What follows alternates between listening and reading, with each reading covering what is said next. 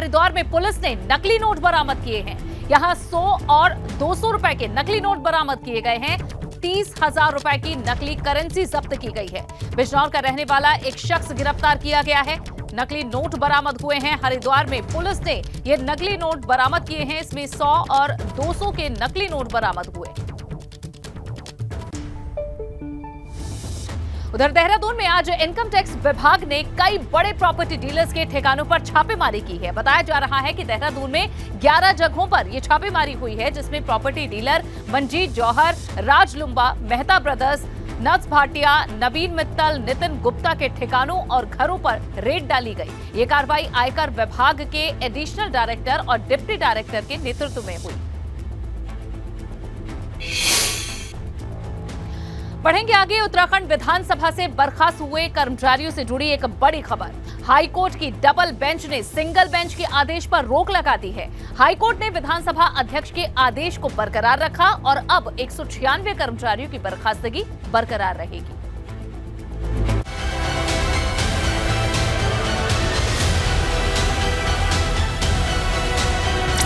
विभिन्न विभागों के अंतर्गत तदर्थ, संविदा, नियत वेतन, दैनिक वेतन पर की जाने वाली नियुक्तियों पर रोक लगाई गई है।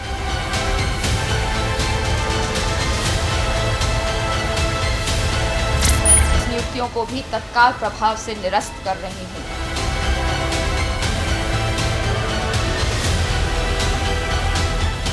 उत्तराखंड विधानसभा के भर्ती घोटाले पर इस बार हाईकोर्ट की डबल बेंच का हंटर चला है। हाईकोर्ट ने विधानसभा अध्यक्ष के आदेश को सही माना है और 196 कर्मचारियों की बर्खास्तगी जारी रखी है। अपील उन्होंने फाइल की थी, एकल पीठ के ऑर्डर के खिलाफ, आदेश के खिलाफ वो फाइल किया था। तो चीफ जस्टिस की जो डिवीजन बेंच है उन्होंने सुना मामले को और मेरिट पे उस जजमेंट को देखा तो उन्होंने पाया कि इसको टर्मिनेशन को स्टे नहीं करना चाहिए था। तो उन्होंने ये कहा कि भाई टर्मिनेशन जो स्टे किया एकल पीठ ने वो गलत किया, इसलिए उन्होंने वो टर्मिनेशन ऑर्डर को वैकेट कर दिया। उधर हाईकोर्ट की डबल बेंच के फैसले का विधानसभा अध्यक्ष ने स्वागत किया। मैंने कहा था कि मुझे कितने भी कठोर निर्णय युवाओं के हित में लेने पड़े तो मैं पीछे नहीं हटूंगी। उसी क्रम में हम माननीय उच्च न्यायालय के डबल बेंच में गए। वह आशा के अनुरूप माननीय उच्च न्यायालय ने फैसला लिया और सिंगल बेंच के स्टे ऑर्डर को खारिज कर दिया है। मेरा यह निर्णय किसी व्यक्ति विशेष के विरुद्ध नहीं था, बल्कि उस प्रक्रिया से है जो न्याय संगत नहीं है। वह संविधान विरुद्ध है। जिस प्रदेश के लाखों युवाओं की समानता का अवसर नहीं मिल पाया। हालांकि कांग्रेस की इस पर भी आपत्ति है। कांग्रेस प्रदेश अध्यक्ष करण माहरा की मांग है कि सरकार बैकडोर एंट्री के लिए जिम्मेदार नेताओं पर एक्शन क्यों नहीं ले रही। साथ ही कांग्रेस की ये भी मांग है कि राज्य की पहली विधानसभा में हुई भर्तियों की जाँच होनी चाहिए।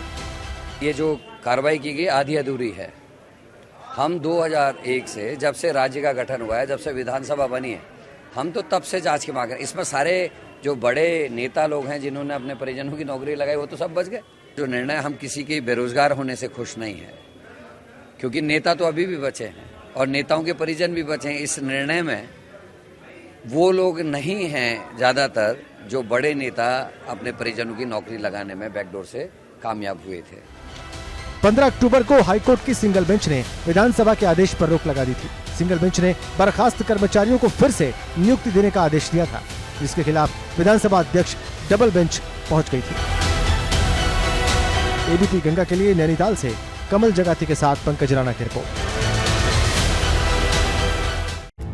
उत्तराखंड में 2015 में हुई दरोगा भर्ती मामले में भी जांच की जा रही है, जहां विजिलेंस टीम जल्द ही इस मामले में कोई बड़ा खुलासा कर सकती है।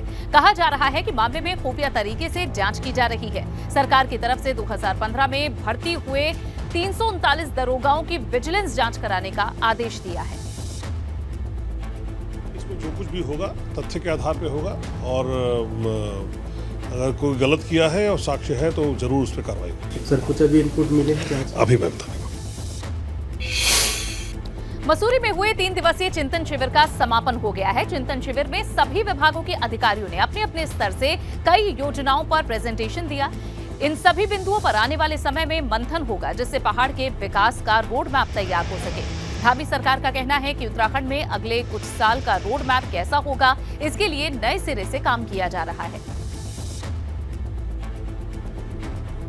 दूरस्थ क्षेत्रों में, ग्राम सभाओं में इन सब को कैसे आदर्श बनाया जाए, सरलीकरण, समाधान और निस्तारण सभी सरल किया जाए और माननीय प्रधानमंत्री जी की परिकल्पना अनुसार एक कार्य व्यवहार, कार्य संस्कृति यहाँ पर डेवलप होगी, जो निश्चित रूप से आने वाले समय में हमारा जो सशक्त उत्तराखंड और रजत जयंती और 5 साल और अगले 10 सालों का जो रोड मैप है उस पर सभी विभाग काम करेंगे। माननीय प्रधानमंत्री जी की जो फ्लैगशिप योजनाएं हैं उन योजनाओं पर प्राथमिकता से काम होगा।